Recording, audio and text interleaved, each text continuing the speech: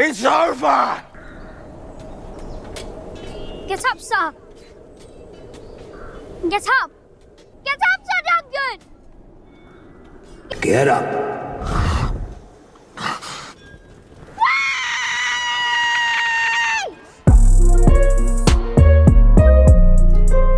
What a show this turned out to be. Did not expect it to be this good. I just heard that it was good, and I was like, you know what? I'll give it a try. I ended up loving it. It is not your typical Game of Thrones show, and that's why I think I love it.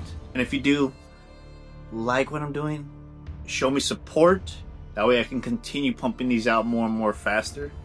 If you would hit the like button and comment, because that really helps out my channel to get it out there.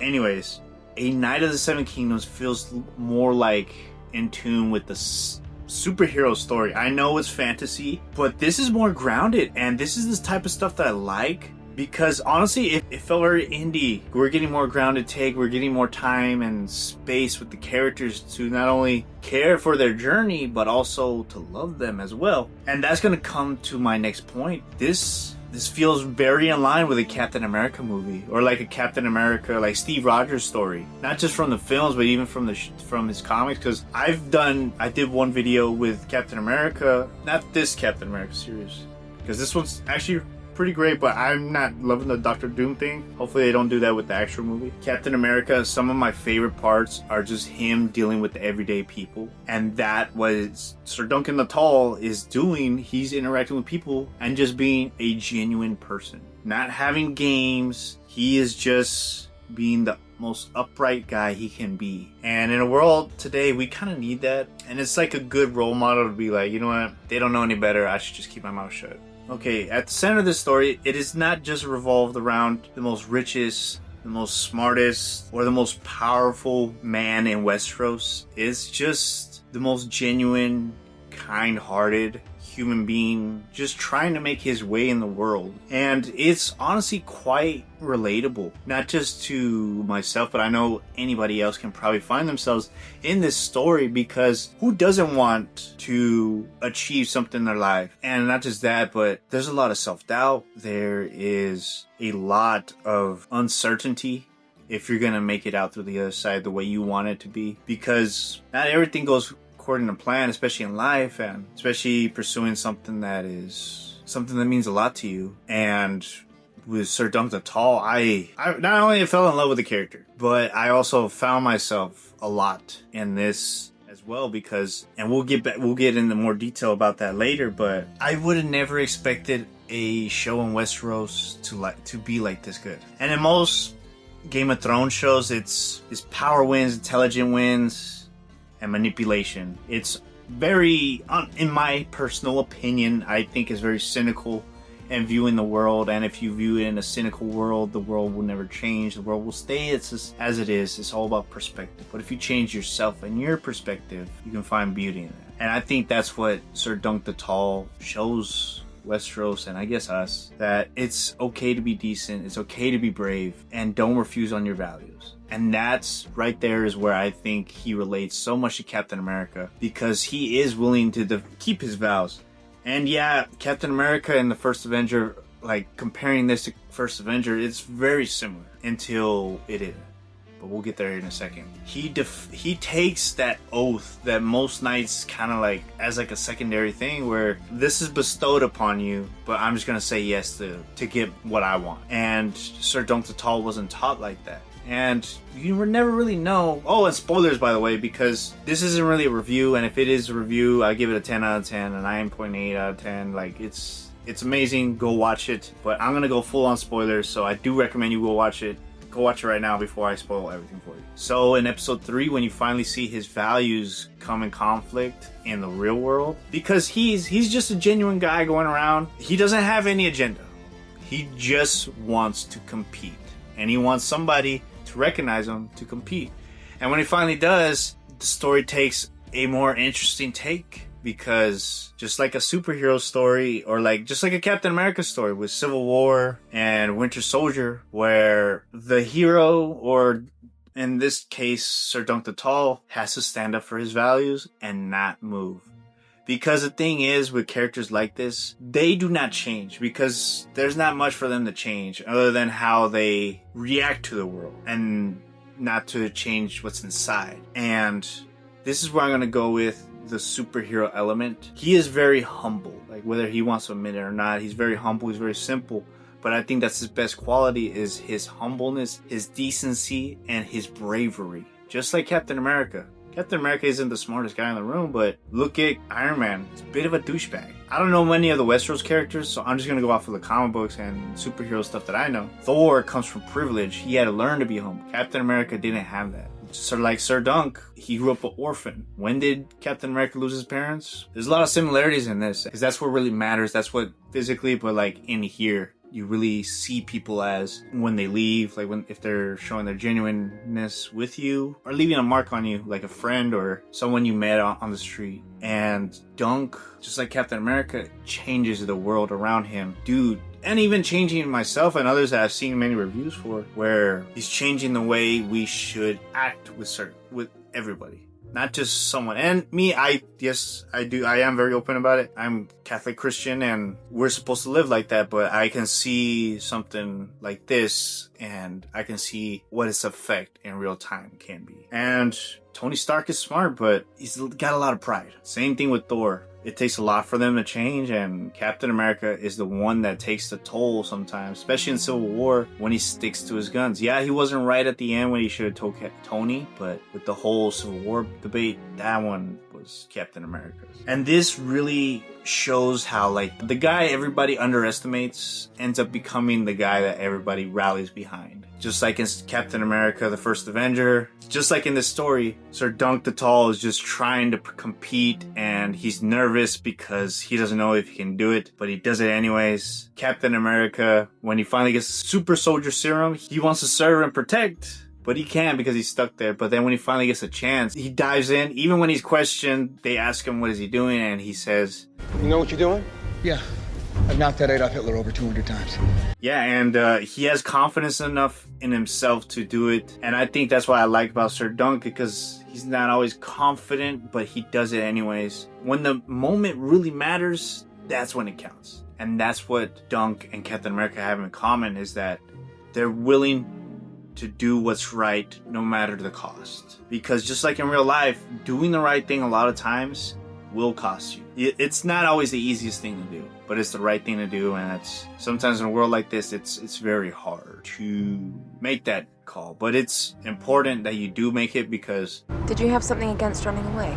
You start running, they'll never let you stop." like myself, I have responsibilities now with a certain group of people, and I like to put them over myself, because I know sometimes it might not be the most popular decision, but I do it because it is right. And that's what the most beautiful thing about this show, and what I think of him and Captain America that have so much in common, is that they refuse to compromise their morals. And that is very important today, especially for, say, if a kid watches this, teenager, he or she is going to be inspired to stick to what is right and not what the world will say is right, what not to say, what to say. Because it can be scary doing the right thing a lot of times, especially, and I understand. We've all done things where, like, we had to make a call, but it was the right call, but it was going to cost us something, you know? But I think that's what's the most beautiful thing about Dunc and Captain America that have so much in common, is that this is a hero who chooses integrity over being liked. And at the end of the day, people respect you more because you chose to stick to what is right, not to what is compliant or what's comfortable. And that's another thing that I love about this story, that I'm so caught up in it now, like how everybody else is now. You're someone who's slow. He's someone to be underestimated. And it kind of reminds me a little bit of Rocky, where, like, he's underestimated, he's not that smart, he doesn't have privilege, he doesn't have connections. He had to build his life through effort. I'm not saying he's just like Rocky, but, like, he had to build something that I think a lot of us can't understand, because, like, a lot of us, when we do something that's outside of our natural way, but we believe that we want to do something, how is that not relatable? Because we get scared, we don't know if it's going to work out, but we want it to work out. And I think that's what I find in Dunc, and I'm sure all of you can agree, that character can matter more than status. And I think that's what this show is proving. And knowing that is just kind of half the battle, because yeah, it's going to be rough. It's going to be scary. Like taking that first step and like not knowing what the end result is going to be, but knowing that you did your best. I know he was an orphan, and just like Captain America lost his mother and his father and doesn't have much when you see him in these little glimpses that you get. And I think with the lack of privilege, it also humbles you a lot internally, because you learn to appreciate things differently compared to people that have always had it. Just like that speech in Captain America where, because a strong man who has known power all his life may lose respect for that power, but a weak man knows the value of strength and knows compassion. That you will stay who you are. Not a perfect soldier, but a good man. To the little guys. and a lot of times doing the right thing makes you stand alone. You lose opportunities. You're gonna be misunderstood, and there's a personal price. And it's not always happy, but at the end of the day, you're not gonna compromise yourself internally, knowing that what is right has been done. Not, man, that's gonna haunt me later, or a doubt or regret.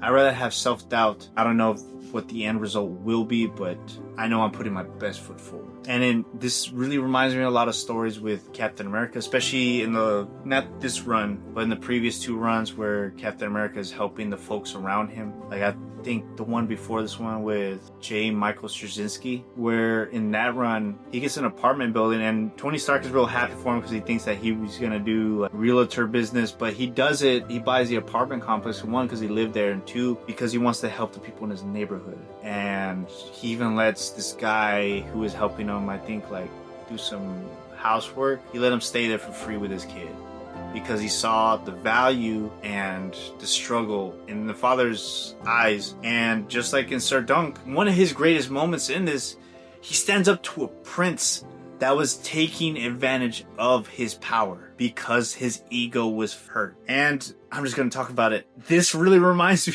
of the MCU Cap with I can do this all day whenever, but instead of I can do this all day, it's just Get up, Sir Duncan!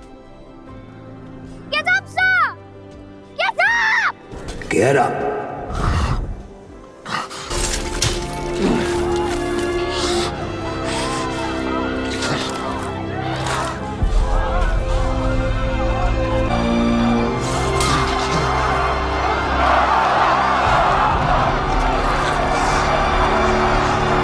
we don't need a big rousing speech. Sometimes we just need a simple few words to get up, because there's something inside when it comes to being humbled all the time, and like you have a different type of fight in you. And I think that's what Sir Dunc the Tall and Captain America really speak to people who can relate to that refusal to quit, getting back on your feet and not letting it get to you. It's just always a fight in here, you know. And I think that's what I loved about that episode.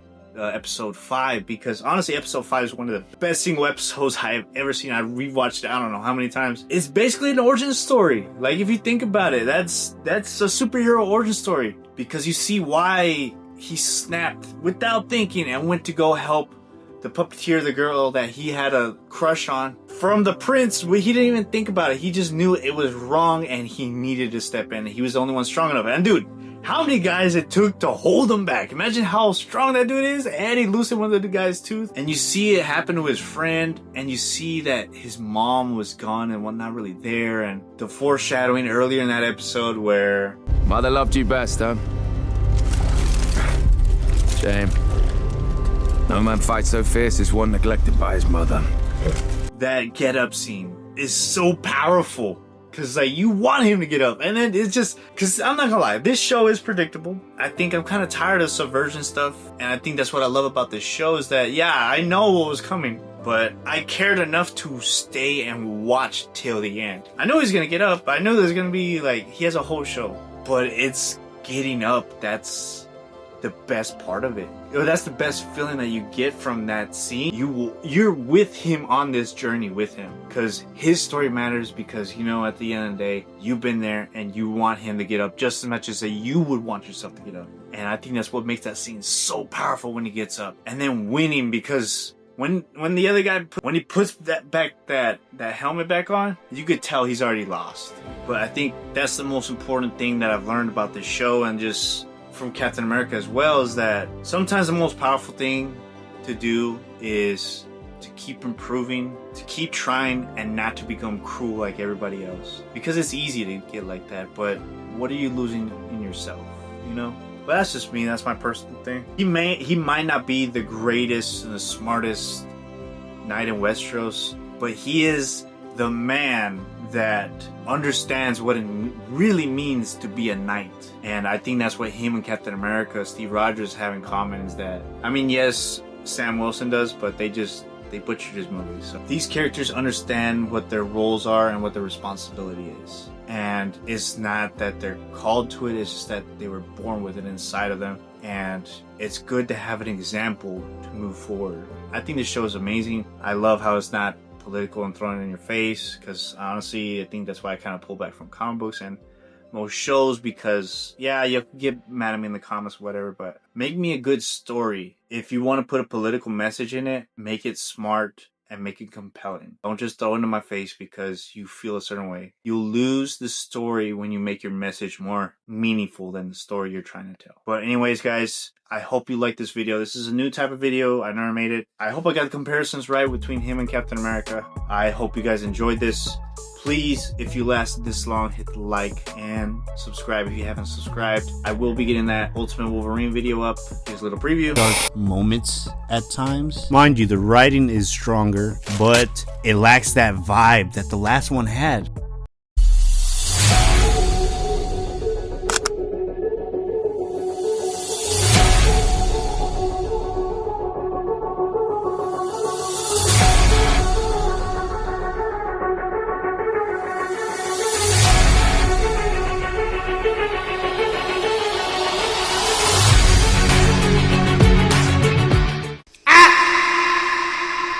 Okay, Ultimate Spider-Man is a classic, and justifiably so, as it was the only title that didn't change, but most of the universe was in the same style. Now to the point, right, Ultimate guys. Wolverine. Crisis King, I love y'all.